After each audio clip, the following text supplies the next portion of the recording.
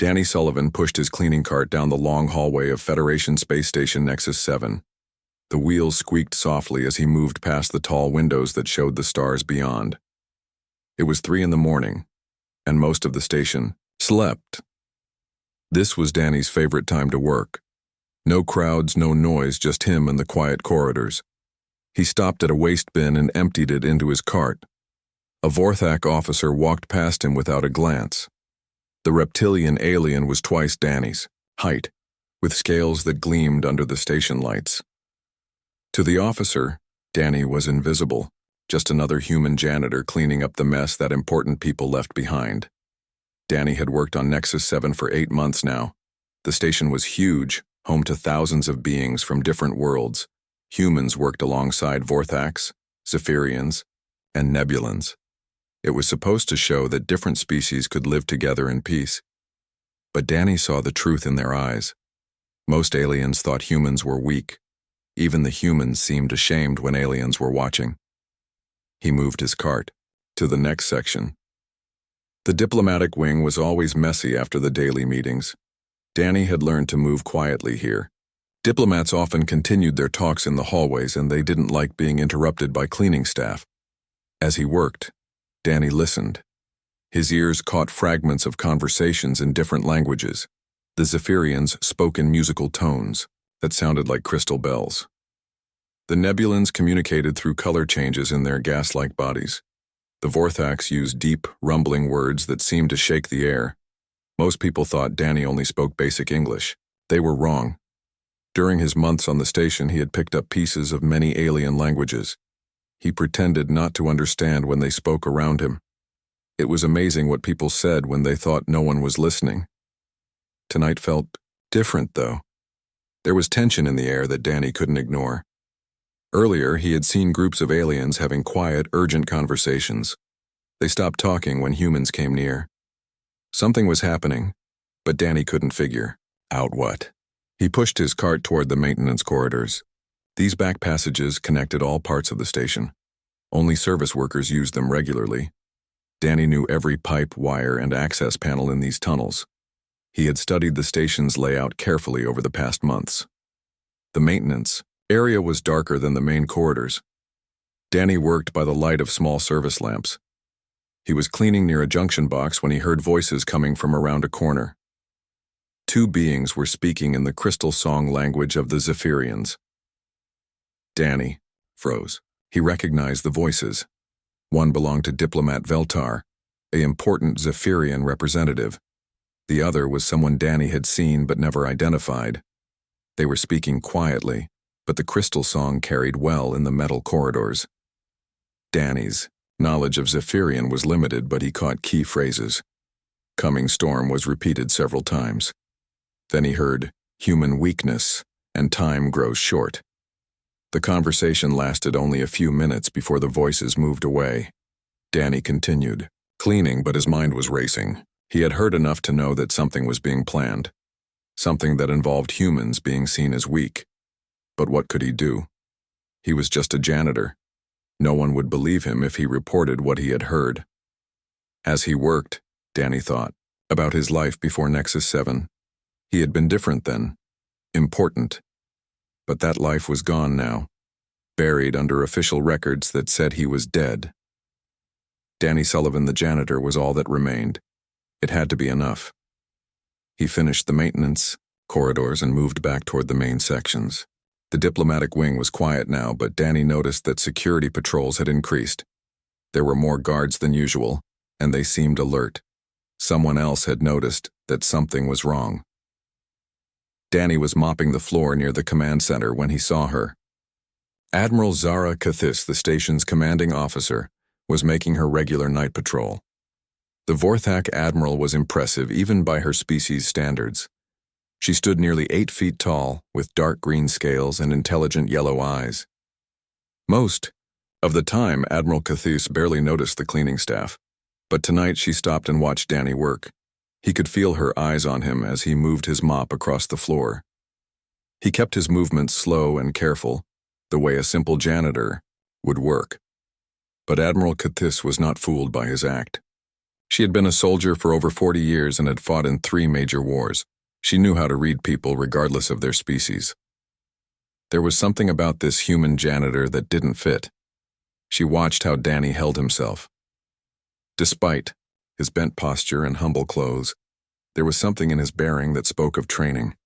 His eyes moved constantly, checking corners and exits the way a soldier would. When he thought no one was looking, his movements became more precise, more purposeful. Admiral Cathis had been noticing Danny for weeks now. At first, she thought she was imagining things, but the more she watched, the more convinced she became that this janitor was not what he seemed. Tonight, her suspicions felt more important than ever. The Admiral continued her patrol, but she made a mental note to keep watching Danny Sullivan. In her experience, when something seemed too convenient, or too simple it usually was, and with the tension she was sensing throughout the station, she couldn't afford to ignore any possibilities. Danny finished cleaning the command area and moved on. He had felt the Admiral's attention like a weight on his shoulders. He would have, to be more careful. His cover was too important to blow now, especially with whatever the Zephyrians were planning. As the night shift ended and day shift began, Danny returned his cart to the maintenance storage area. Around him, the station was waking up. Aliens and humans started their daily routines, rushing past the invisible janitor without a second thought. But Admiral Cathis was not like the others. She had seen something in Danny's eyes that made her think of old battles and hidden wars. She didn't know what Danny Sullivan was hiding, but she intended to find out. In the dangerous game of interstellar politics, she couldn't afford to leave any stone unturned. The day began like any other on Nexus 7, but both Danny and the Admiral knew that something was coming. The question was whether they would be ready when it arrived. The problem started small. A communication system failed during an important trade negotiation between humans and Nebulans. The lights flickered in the main conference room while diplomats were signing agreements. Power fluctuations caused elevator delays throughout the station. Chief Engineer Rosa Valdez ran diagnostic tests on all the systems. Her team worked around the clock, checking every circuit and connection, but they found nothing wrong. The equipment was functioning perfectly, yet the failures continued. Danny watched the chaos from his invisible position. He mopped floors while engineers crawled through access panels above his head. He emptied trash bins while technicians argued about power routing and system loads. Everyone was focused on their own piece of the puzzle. No one saw the bigger picture. Except Danny. He was starting to see a pattern. The failures weren't random. They happened during specific meetings at moments when they would cause the most disruption. Someone was causing these problems on purpose. Someone who knew the station's systems very well. Danny began changing his cleaning routes. Instead of following his normal schedule, he started visiting areas he had never been assigned to clean. The reactor control room, the main computer cores, the communication hubs. He told anyone who asked that he was covering for sick co-workers. No. One questioned a janitor's presence anywhere on the station. Danny could go places that would require security clearance for anyone else. His cleaning uniform was like a magic key that opened every door. In the reactor control room, Danny found something interesting. There were scuff marks on the floor near a maintenance panel. Fresh scuff marks that hadn't been there the week before. Someone had been working on that panel recently, but it wasn't on any of the official maintenance schedules. Danny checked the panel carefully while pretending to clean around it. Someone had installed a small device inside the access port. The device was well hidden and would be invisible to casual inspection, but Danny recognized it from his previous life. It was a remote control system, designed to cause exactly the kind of small failures the station had been experiencing. He left the device alone. Removing it would alert whoever had planted it. Instead, Danny made note of its location and continued his investigation. If there was one device, there would be others. Over the next few days, Danny found 3 more hidden devices in critical systems. Each one was placed perfectly to cause maximum disruption with minimum risk of discovery. Whoever was doing this knew the station better than anyone except the original designers. Admiral Cathis was conducting her own investigation. The pattern of failures was too convenient to be accidental. She had survived 3 wars by never trusting coincidences. Someone was preparing for something bigger. She increased security patrols and started monitoring communications more carefully. Her sensors picked up unusual signal patterns, but they were too weak to trace. Whoever was behind this was very good at hiding their tracks. The Admiral also kept watching Danny Sullivan. The human janitor had been appearing in unusual places lately, areas that weren't part of his normal cleaning duties. When questioned by security, he always had reasonable explanations. But Admiral Keithis noticed that these areas matched the locations where system failures had occurred. Either Danny was the saboteur, or he was investigating the same problem she was. Given what she had observed about his hidden training, she was starting to suspect the latter. The situation escalated during a diplomatic dinner. Representatives from 6 different species were meeting to discuss trade agreements. The event was being held in the station's main dining hall, with human catering staff serving the meal. Danny was assigned to help serve drinks and clear dishes. He moved quietly between the tables, listening to conversations in multiple languages. The atmosphere was tense. Trust between the species was fragile, and recent system failures had everyone on edge. Diplomat Veltar was at the head table, speaking with a human senator about mineral rights. The Zephyrian's crystal form caught the light beautifully, but Danny noticed stress patterns in the alien structure. Veltar was nervous about something. Danny was refilling water glasses when he deliberately stumbled near Veltar's chair. His cleaning solution splashed onto the diplomat's lower appendage. Danny immediately began apologizing in broken English, pulling out towels to clean up the mess. As he wiped the crystal surface, Danny whispered a single phrase in perfect Zephyrian crystal song. The storm approaches faster than planned.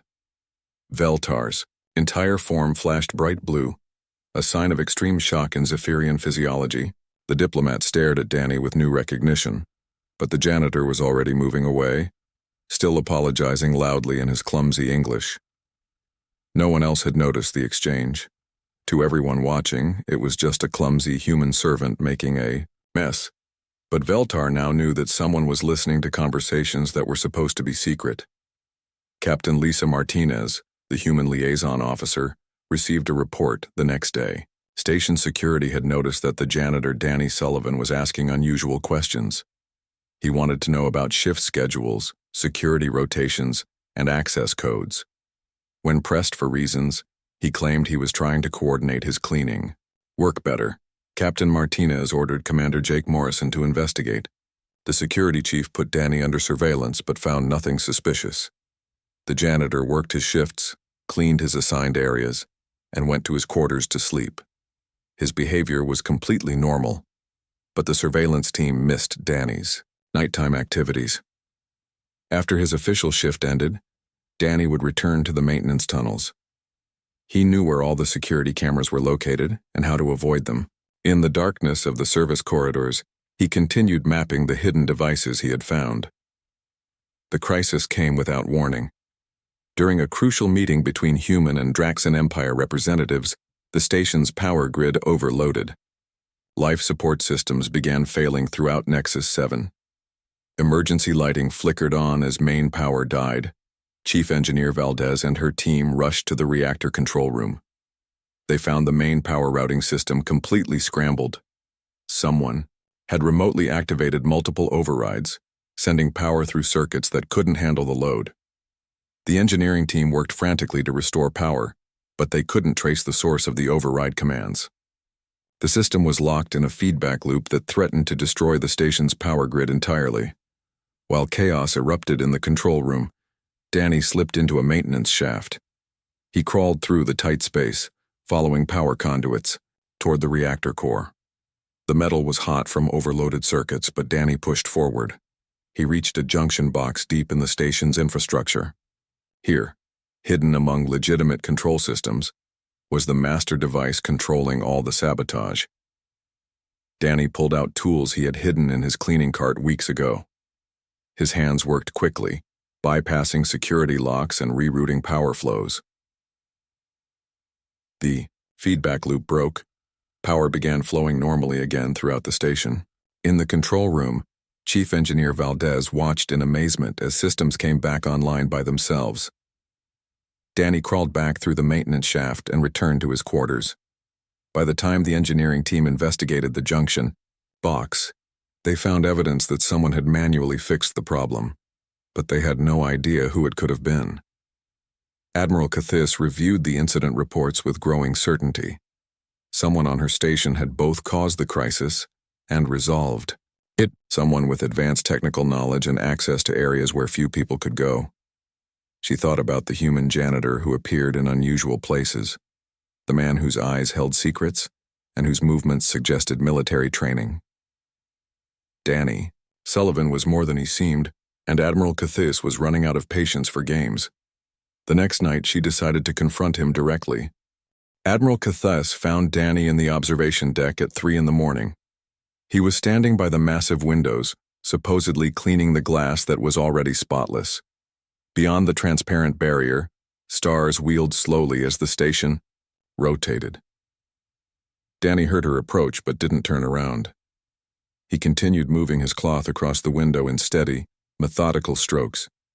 His reflection showed a tired man in worn coveralls bent from years of menial labor, but Admiral Cathis saw through the disguise. "The windows are clean, Mr. Sullivan," she said in her deep, rumbling voice. Danny paused for just a moment before continuing his work. "There's always more dust, Admiral. Space is full of it."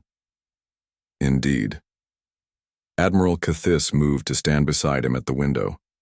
Her 8-foot frame dwarfed the human, but Danny showed no fear. "I've been watching you." "Lot of people to watch on a station this size." Danny's voice was carefully neutral.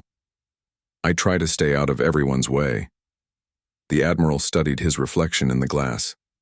Even now, maintaining his cover, Danny's posture was subtly wrong. His spine was too straight, his shoulders too square. She had seen that bearing in 1,000 soldiers across 100 battlefields. "Tell me about the power failure yesterday," she said. Danny shrugged. "Heard there was some kind of problem. Lucky the engineers fixed it so fast." "Yes, very lucky." Admiral Cathis turned to face him directly. "The engineering team found evidence that someone manually repaired the damage from inside the station's infrastructure. Someone with advanced technical training. Must have been one of the maintenance crew. All maintenance personnel were accounted for during the crisis. They were all in the control room trying to fix the problem from their stations." Danny finally stopped cleaning and met her eyes. The Admiral saw what she had been looking for: intelligence, awareness, the kind of calm readiness that came from years of dangerous work. "What do you want from me, Admiral?" Danny asked quietly. The truth would be refreshing. Admiral Cathis moved closer. Her yellow eyes reflected the starlight. "I've been a soldier for 40 years, Mr. Sullivan. I know how warriors move. How they think, how they watch for threats. You may fool the others with your janitor act, but not me." Danny was quiet for a long moment. When he spoke, his voice had changed. The careful accent was gone, replaced by clear, educated speech. "What makes you think I'm anything more than what I appear to be? Yesterday, when the power failed, you disappeared for exactly the time it would take someone to reach the main junction and perform the repairs that saved this station. That's one coincidence. But there are others." The Admiral began counting on her clawed fingers. "You've been cleaning areas far outside your assigned duties, always near critical systems. You ask questions about security schedules. You move through maintenance areas with the confidence of someone who knows every pipe and wire." She leaned closer. "And 3 nights ago, I saw you have a conversation with Diplomat Veltar, in perfect Zephyrian crystal song." The diplomat looked like he'd seen a ghost. Danny turned back to the window. His reflection looked older now, more tired. The pretense was becoming harder to maintain. "There are things happening on this station, Admiral. Things that could threaten everything the Federation has built." His voice was steady, professional. "I can't say more than that." "Can't or won't?" Admiral Cathis moved to block his view of the stars. "I know you're not just a janitor, but I need to know whose side you're on. The same side as you, I hope." Danny met her eyes again. the side that wants to keep this alliance together. Admiral Cathis studied him carefully.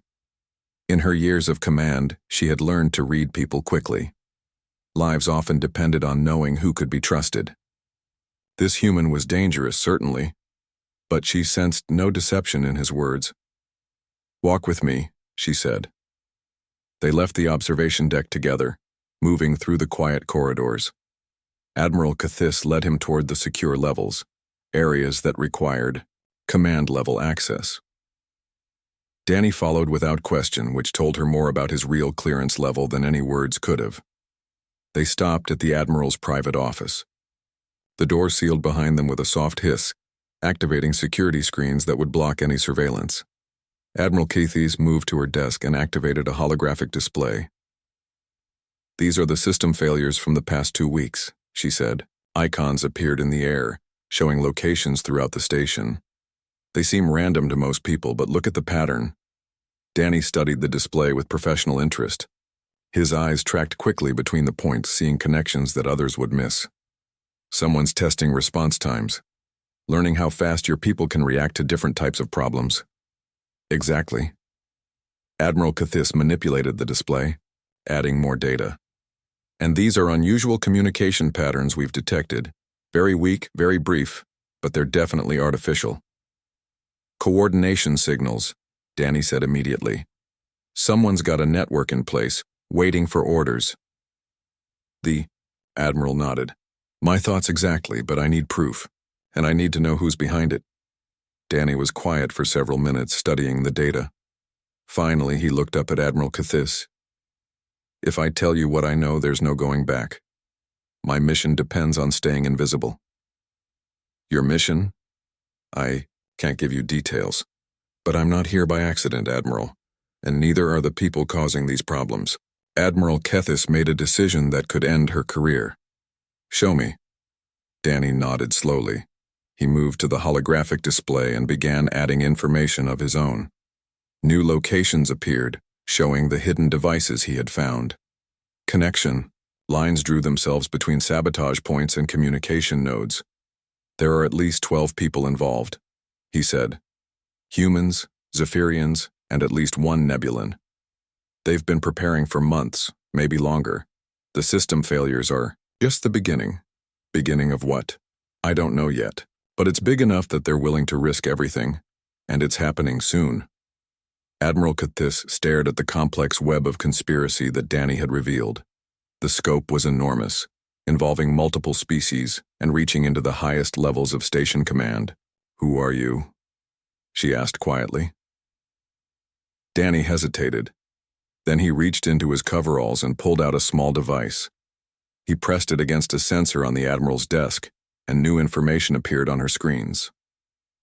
"Lieutenant Colonel Daniel Patrick Sullivan," he said. "Earth Intelligence Division. Officially killed in action 3 years ago during the Tau Ceti incident." Admiral Cathis read the classified file that appeared. Danny's real record was impressive and terrifying. Special Forces training, deep cover operations, counterintelligence work in some of the most dangerous parts of known space. "You've been dead for 3 years? It was the only way to go completely dark? My old identity had too much exposure, too many people who might recognize me." Danny's voice was matter-of-fact. "Danny the janitor can go anywhere, hear anything, investigate. Anyone, no one suspects a dead man." The Admiral looked at him with new respect. "What's your mission here?" "To find out who's planning to destroy the Federation alliance and to stop them." Danny gestured at the holographic display. "Someone's been very patient, very careful. But they're almost ready to make their move. How? Do you know?" "Because they're getting nervous. The conversation I overheard between the Zephyrians, the increased security, the acceleration of the system tests. Something's changed their timeline." Admiral Cathis thought about the upcoming Federation Unity Summit. In 10 days, leaders from every allied species would gather on Nexus 7. If someone wanted to strike at the heart of the alliance, that would be the perfect opportunity. "We need to work together," she said. Danny nodded. "That's what I was hoping you'd say. But Admiral, if we do this, we're both taking enormous risks. If I'm wrong about you, you're not wrong. Admiral Cathese extended her clawed hand. I've spent my life defending the Alliance. I won't stop now. Danny shook her hand, and both of them understood that everything had changed. The invisible, Janitor, was invisible no more, at least to the one person on the station who mattered most. Now they had to find the conspiracy before it destroyed everything they were sworn to protect. Danny returned to his janitor duties the next morning, but everything had changed. Admiral Cathese had given him access to classified intelligence networks and surveillance systems. Now he could investigate properly instead of just observing. His first target was Senator Marcus Webb, a human diplomat who had been on the station for 6 months. Webb was respected and influential, known for his work on trade agreements between human colonies and alien worlds. But Danny's new access revealed troubling patterns in Webb's activities. The senator's private communications were encrypted far beyond normal diplomatic needs. His meeting schedules showed gaps that weren't accounted for in official records. Most suspicious of all, Webb had requested detailed technical specifications for the station's security systems, claiming he needed them for a safety report. Danny was mopping floors outside Webb's office when Agent Kate Bishop approached him. She was a communications technician who had worked on the station for 2 years. Danny had noticed her before, but never paid special attention. Now she was walking directly toward him. "Danny Sullivan," she said quietly, pretending to check a wall panel. "We need to talk." Danny continued mopping, but his muscles tensed. "I think you have me confused with someone else. Lieutenant Colonel Daniel Patrick Sullivan, Earth Intelligence Division, presumed killed in action at Tau Ceti." Kate's voice was barely above a whisper. "I'm Agent Kate Bishop, your handler for this mission." Danny stopped mopping. He had been expecting contact from Earth Intelligence eventually, but not like this. "How long have you been on the station?" 2 years. I've been building my cover, while waiting for you to make contact." Kate finished her work on the wall panel and turned to face him. "I know about your arrangement with Admiral Cathese. Command is not happy about the breach in security. Command doesn't understand the situation. Here, we needed local help. Maybe. But now we have to move faster. The conspiracy is accelerating their timeline." Kate handed him a data pad disguised as a work order. "New intelligence came through this morning. The Unity Summit isn't their target." Danny glanced at the data pad while continuing to look like he was reading cleaning instructions. What he saw made his blood run cold. "They're going to destroy the entire station," he said. "During the summit with all the Allied leaders aboard. They'll make it look like a human terrorist attack. The Alliance will collapse overnight, and the Draxan Empire will have a clear path to invasion." Danny processed the implications. Hundreds of thousands of lives lost. Multiple species thrown into chaos and humanity blamed for the greatest betrayal in galactic history. "How much time do we have?" "The summit starts in 5 days. But the attack will come sooner. They want to destroy the station before the leaders arrive, then claim the explosion was meant to target the empty station and went wrong." Kate moved closer, still pretending to work on technical equipment. "There's more. We've identified the key conspirators. Senator Webb is the human coordinator, but he's not the leader. That's Diplomat Veltar, working with General Tormas of the Vorthak military. Admiral Cathese won't like hearing that one of her own people is involved. It gets worse. They have inside help from station security. Commander Morrison has been feeding them information about patrol schedules and security protocols." Danny felt the pieces falling into place. Morrison's investigation of him had been too convenient, too easily fooled. The security chief had been protecting the conspiracy by making sure any investigation stayed focused on harmless targets. "What about the devices I found?" Danny asked. "Decoys. They wanted you to find those ones. The real sabotage equipment is hidden in areas you haven't searched yet." Kate finished her work and prepared to leave. "Check your quarters tonight. I'll leave more detailed intelligence." She walked away, leaving Danny alone with his mop and his racing thoughts. The conspiracy was bigger and more sophisticated than he had imagined. Worse, they knew about his investigation and had been manipulating it from the beginning. That evening, Danny found a data chip hidden in his air vent. Kate's intelligence painted a picture of betrayal that reached the highest. Levels of multiple governments. The Draxan Empire had been planning this operation for years, carefully recruiting allies within the Federation. The plan was elegant in its simplicity. A catastrophic explosion would destroy Nexus 7, killing thousands and making interstellar cooperation impossible. Evidence would be planted to suggest that human extremists were responsible. The other species would turn against humanity, leaving Earth isolated and vulnerable. Danny studied the technical details of the real sabotage plan. Unlike the crude devices he had found earlier, this was sophisticated work. Quantum destabilizers, placed at key structural points, would tear the station apart from within. The explosion would be so complete that investigators would never find evidence of the real cause. Admiral Cathais contacted him through secure channels the next day. "We have a problem," she said during a private meeting in the observation deck. "General Tormas has requested a security briefing about our investigation. He knows we're onto him?" "I think so. And that means they'll move up their timeline again." The Admiral's scales showed stress patterns that Danny had learned to recognize. "How soon can you locate the real devices?" "Give me 2 days, but I'll need help." "What kind of help?" Danny outlined his plan. It was risky and would require perfect coordination between him, Kate, and Admiral Cathais. If anything went wrong, they would all be exposed and the conspiracy would succeed. The next 48 hours were the most dangerous of Danny's life. He used every skill from his Special Forces training to move through the station undetected. Kate provided technical support and intelligence updates. Admiral Cathais ran interference with station security, keeping suspicion away from Danny's activities. They found the first quantum destabilizer hidden in the station's main power core. The device was beautiful and terrible, a piece of technology so advanced that Danny barely understood how it worked. Kate confirmed that it was Draxan design, far beyond anything the Federation could produce. The second device was in the water recycling system. The third was attached to the main communication array. Each one was placed perfectly to cause maximum damage when activated simultaneously. But finding the devices was only half the problem. Danny couldn't simply remove them without alerting the conspirators. Instead, he had to disable them in a way that would look like normal maintenance or system failure. "How many more are there?"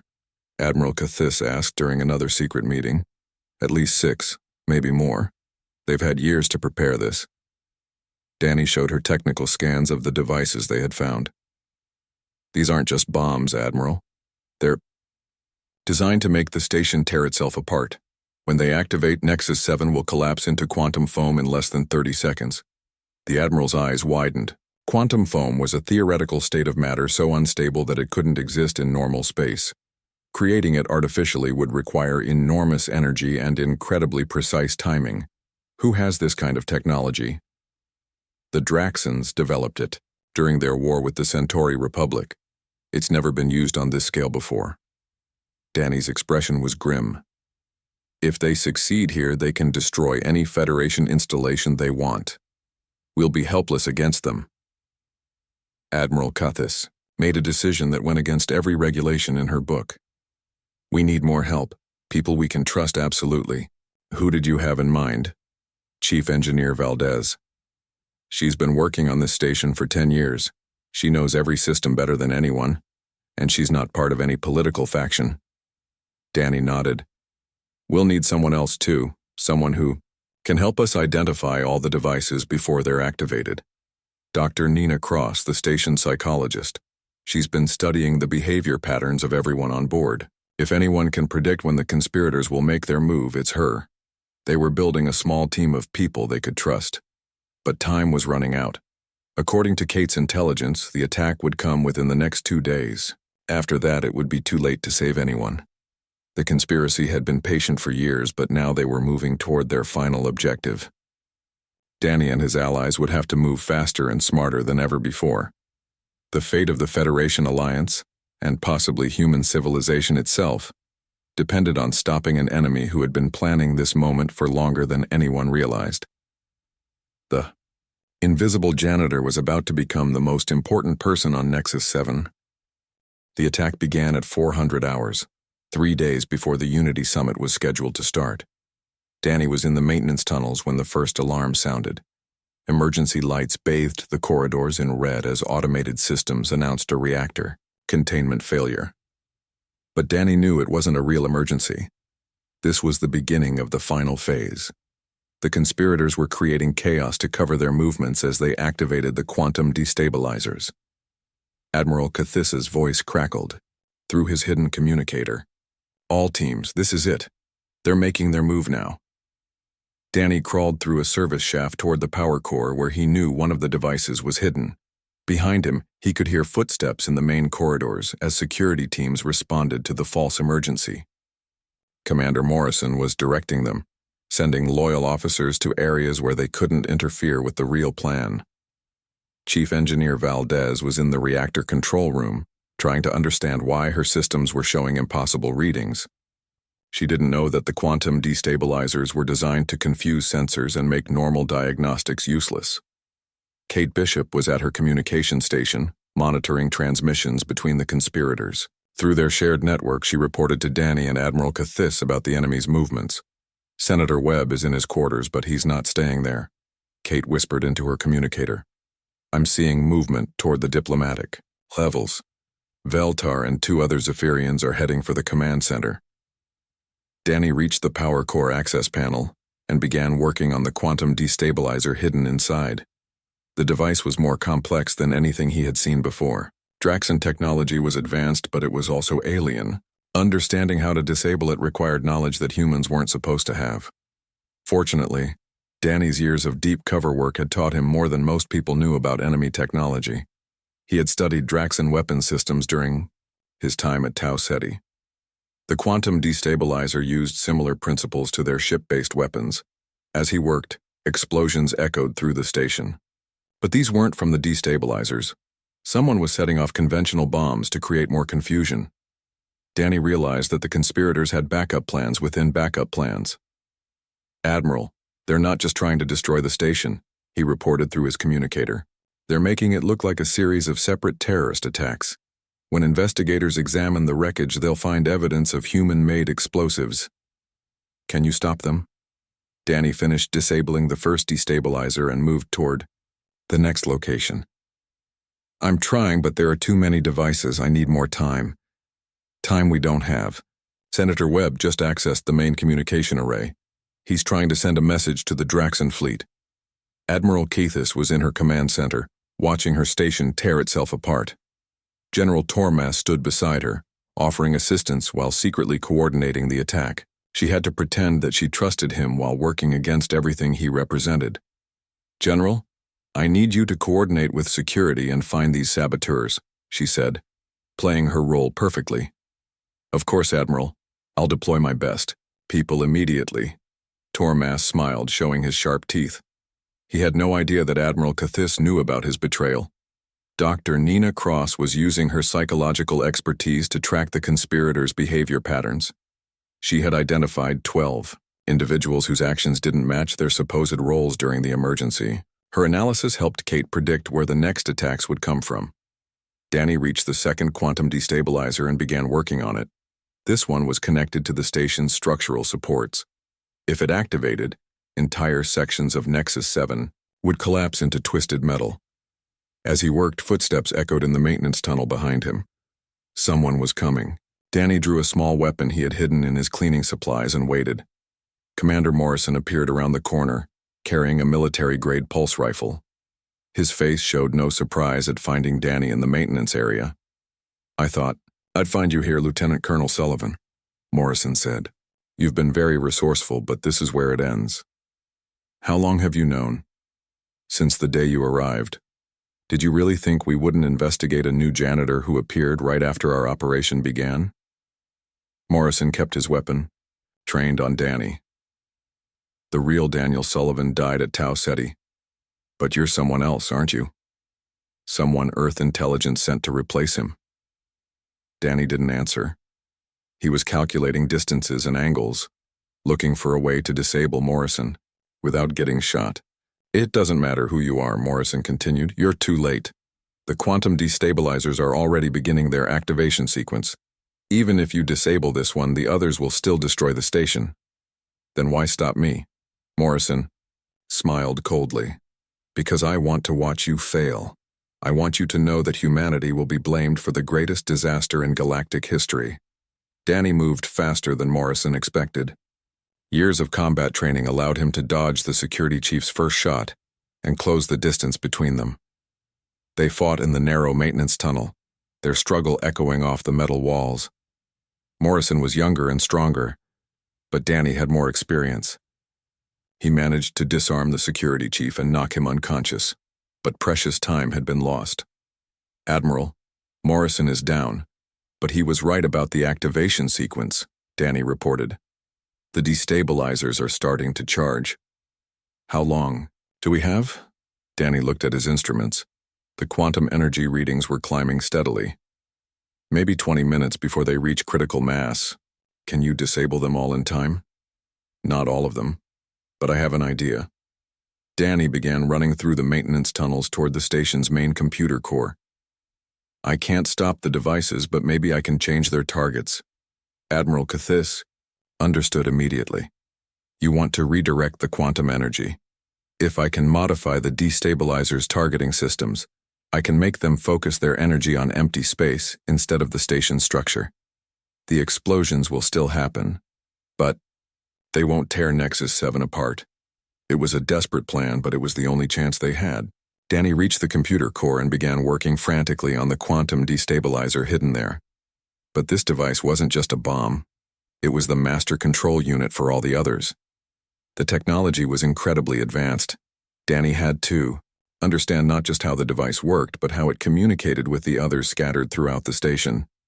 Each destabilizer was part of a network designed to create a perfectly coordinated explosion. Danny, hurry, Kate's voice came through his communicator. I'm detecting massive energy buildup from all the devices. You have maybe 10 minutes. Danny's hands flew over the alien controls.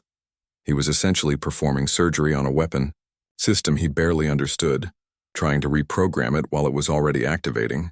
One wrong move would trigger an immediate explosion.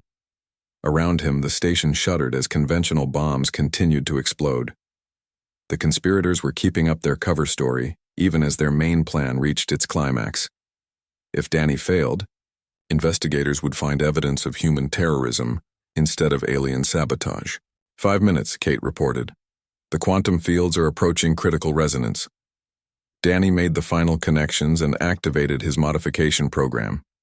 Instead of targeting the station's structure, the quantum destabilizers would now focus their energy on points in empty space around Nexus 7.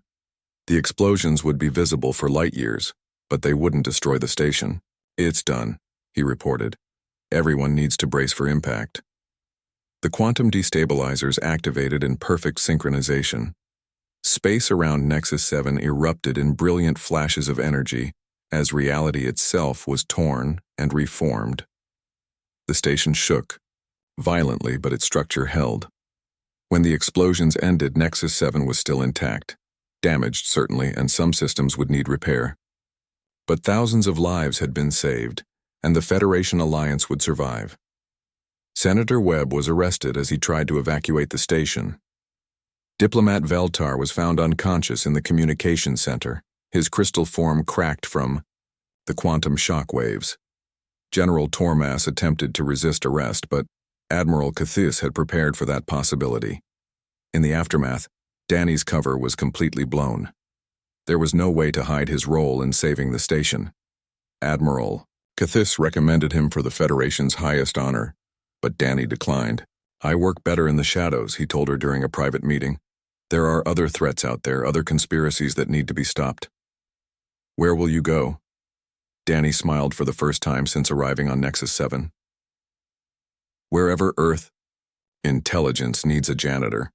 3 weeks later, a new maintenance worker reported for duty aboard the merchant vessel Far Horizon.